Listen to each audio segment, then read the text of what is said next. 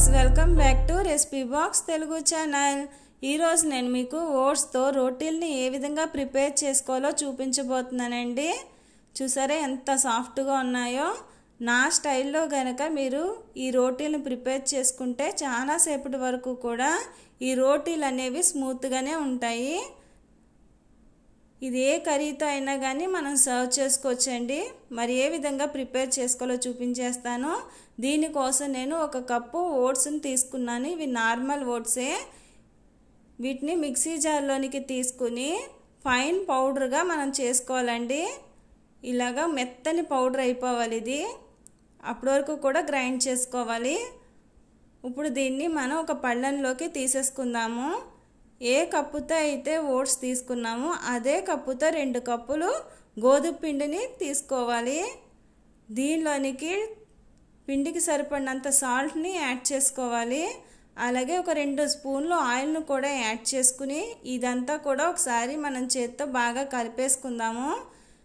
దీనిలోనికి మనం గోరువెచ్చని వాటర్ని యాడ్ చేసుకోవాలి. ఇలా కొంచెం కొంచెం యాడ్ చేసుకుంటూ పిండినంతా ఒక ముద్దగా కలుపుకోవాలి. పిండి ఎంత బాగా కలుపుకుంటే అంత సాఫ్ట్గా రోటీలు అనేవి మనకు వస్తాయండి. చాలాసేపటి వరకు సాఫ్ట్గా కూడా ఉంటాయి.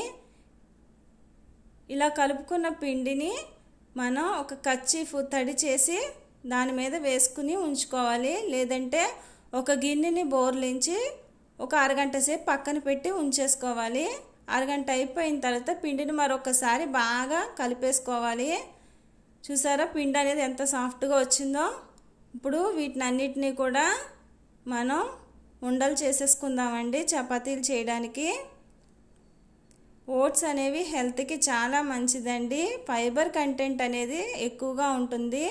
చిన్న పిల్లల నుంచి పెద్దవాళ్ళ వరకు ఎవరైనా సరే ఓట్స్ని తినొచ్చు. ఉండలు అనేవి ప్రిపేర్ అయిపోయండి. ఇప్పుడు దీన్ని మనం చపాతీలు చేసేసుకుందాం. దానికోసం స్టవ్ పైన పెనం పెట్టేసుకుందాము. పెనం హీట్ ఎక్కేలోపు మనం ఒక్కొక్క చపాతీని చేసేసుకుందామండి. ఈ విధంగా పొడి పిండిలో అద్దుకుని మీరు చపాతీని చేసుకోండి. ఇవి చాలా గుండ్రంగా స్మూత్గా వస్తాయండి.